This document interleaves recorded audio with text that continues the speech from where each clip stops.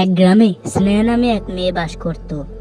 তার মুরগি পালন করা খুবই শখ ছিল, তাই সে অধিকাংশ সময় মুরগির পেছনেই কাটাতো। সে মুরগি ছাড়াও অনেক কিছু পোষার ইচ্ছা পোষণ করত, এমনকি সে বাঘও পুষতে চেয়েছিল।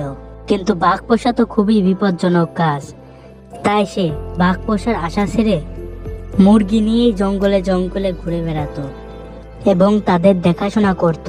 মুরগিটির 5টি ছানা ছিল, কিন্তু বাকি 2টি ছানা শিয়ালের খপ্পরে পড়ে যায়। যাতে এর 3টি ছানার কিছু না হয় সেজন্য সে সবসময় তাদের পাহারা দিত। অনেকক্ষণ ধরে স্নেহা মুরগির দিকে তাকিয়ে কি যেন ভাবছিল। সে ভাবছিল, যদি আমি বাঘ পুষতে পারতাম।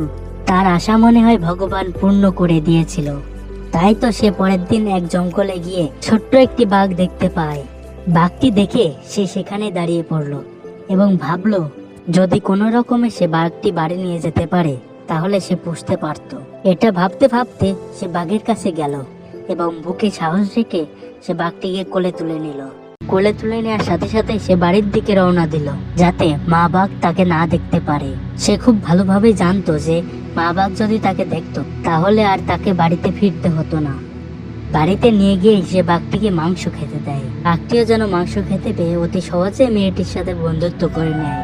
কিন্তু কিছুক্ষণ পরেই দেখা যায় মা বাঘ মেয়েটির দিকে ছুটে চলে আসে এবং আক্রমণ করতে যায়।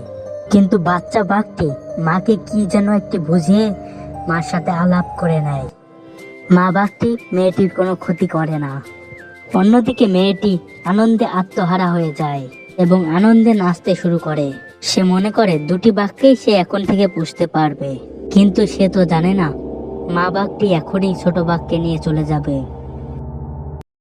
তো বন্ধুরা, আজকের ভিডিওটি এই পর্যন্তই ছিল।